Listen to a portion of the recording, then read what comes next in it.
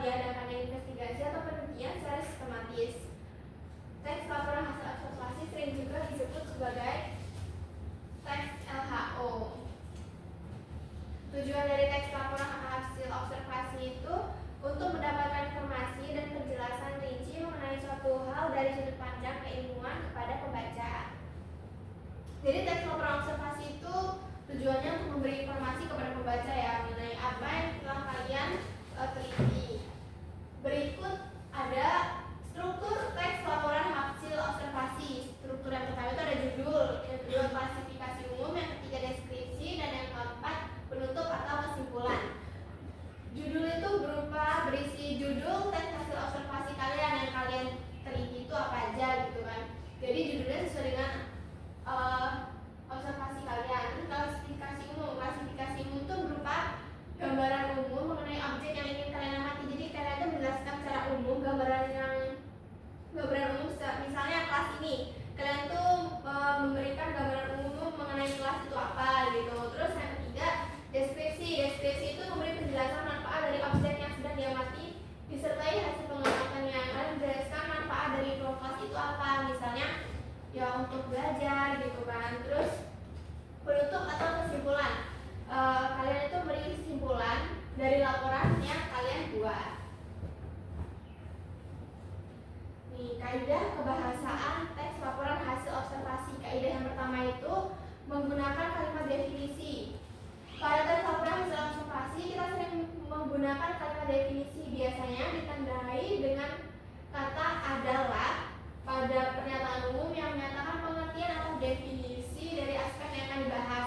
Maksudnya adalah kalian itu menjelaskan secara umum definisi mengenai objek yang akan kalian bahas begitu. Contohnya kemangi atau disebut basil adalah dedaunan kecil yang memiliki aroma khas dan lembut dengan sentuhan aroma limau. Nah, itu kan kemangi. Di sini menjelaskan mengenai kemangi. Yang kedua, menggunakan konjungsi atau kata hubung. Kemudian kita juga menggunakan konjungsi atau kata hubung. Konjungsi yang digunakan adalah kata hubung antar kata seperti, dan, atau, yang, untuk, dengan, dan sebagainya. Sudah pasti ya di laporan hasil observasi itu ada kata penghubung, tetapi kata penghubungnya itu yang digunakan adalah dan, atau, yang, untuk, dengan, dan sebagainya. Contohnya, kemangi atau disebut basil adalah dedaunan kecil yang memiliki aroma khas dan lembut dengan sentuhan aroma limau. Coba dari contoh ini, yang dari kata hubungnya itu apa? Dari contoh ini. Contoh ini dari kemangi itu. Iya, contoh ini kemangi atau disebut basil adalah dedaunan kecil. Nah, sini itu kata hubungnya apa aja? Dan adalah atau. Kalau adalah itu termasuk dari menggunakan kalimat definisi gitu. Jadi di contoh ini konjungsi yang dipakai itu atau dan. Iya, betul.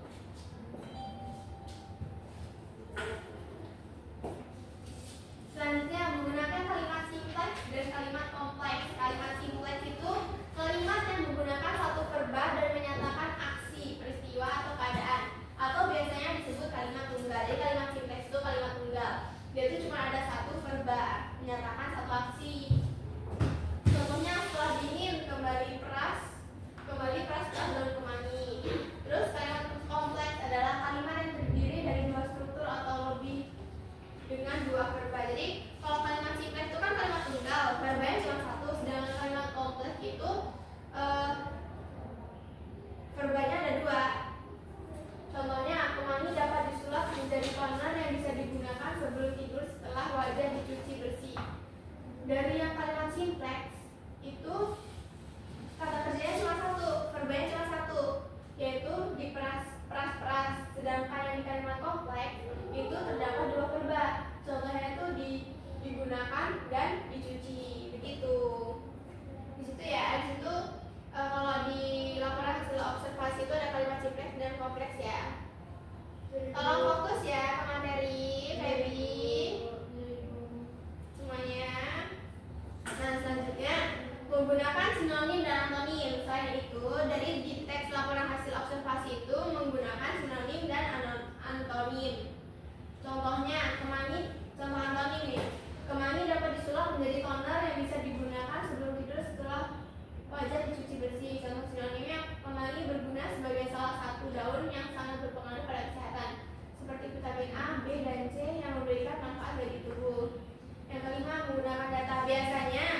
laporan hasil observasi itu pasti ada datanya ya, karena untuk memberikan informasi kepada pembaca begitu. Nah, kalau data itu pada umumnya berupa angka yang pasti untuk menunjukkan ukuran suatu bahan yang digunakan. Contohnya itu bahan yang digunakan adalah 100 gram daun kemangi dan 200 ml air panas. Jadi di sini Ibu ada contoh teks laporan hasil observasi. Di sini Ibu ingin kalian bagi kelompok, lalu kalian menganalisis mengidentifikasi kaidah kebahasaan yang terdapat dalam teks laporan hasil observasi. Kelompoknya Ibu bagi aja ya. Ibu Amel sama Asyifa, Feby sama Pinky. Dikerjakan ya. Ibu tunggu kalian mengerjakan ini. Dikerjakan ya Asyifa.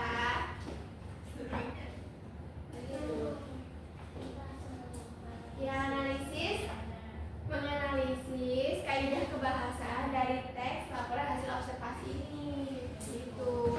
Analisis kalimat definisinya gimana, penghubungnya apa aja.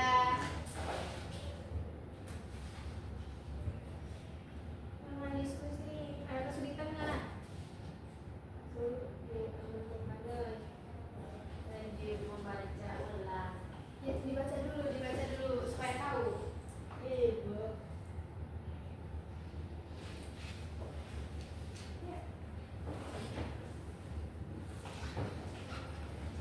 Ada kesulitan nggak diskusi? Ada yang masih belum paham mengenai kaidah kebahasaan yang sudah dijelaskan? Ada yang belum paham apa gimana? Sudah paham Ibu.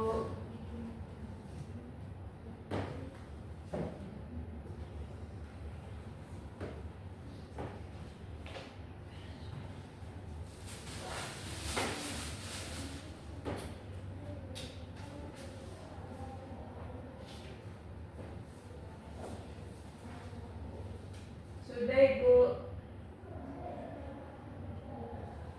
Pinky udah, sama Baby udah? Belum, kirain udah. Sudah paham ya Bu. Ya betul, kerjainnya bareng-bareng.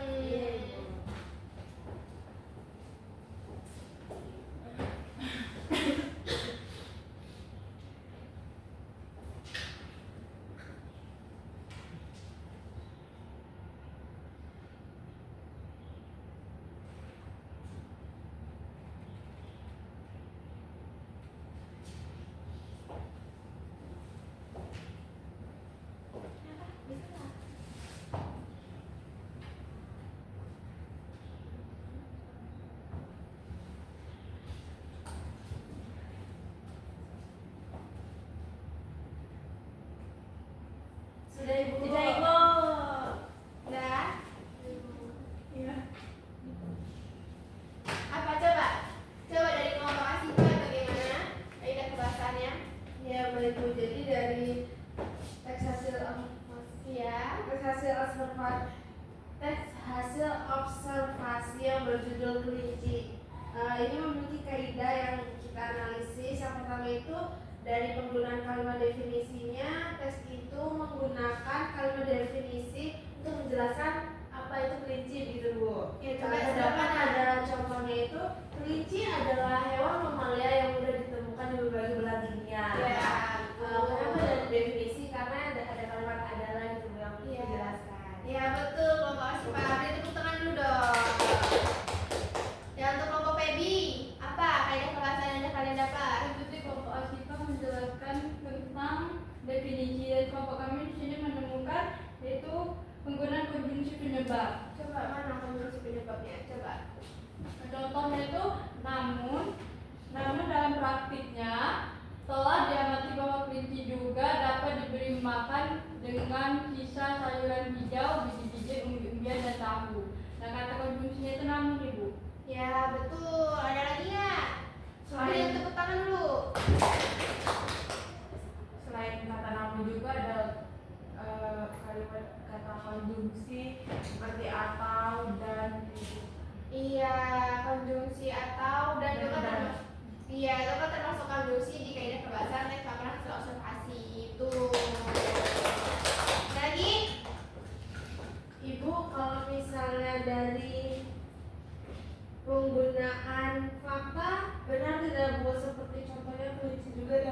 diberi makan dengan sayuran gitu. Iya, Itu kaidah kebahasan kan, Bu? dia itu termasuk begitu. Karena kan faktanya itu kelinci itu bisa dikasih makan sisa sayuran hijau, biji-bijian, umbi-umbian, dan tahu. Kelinci itu nggak semua kelinci itu nggak harus makan wortel doang, dia pakai sayuran juga bisa gitu. Jadi termasuk kaidah ya, Bu? Iya betul, termasuk kaidahnya. Kaidah kebahasaan di dalam tes laporan hasil observasi.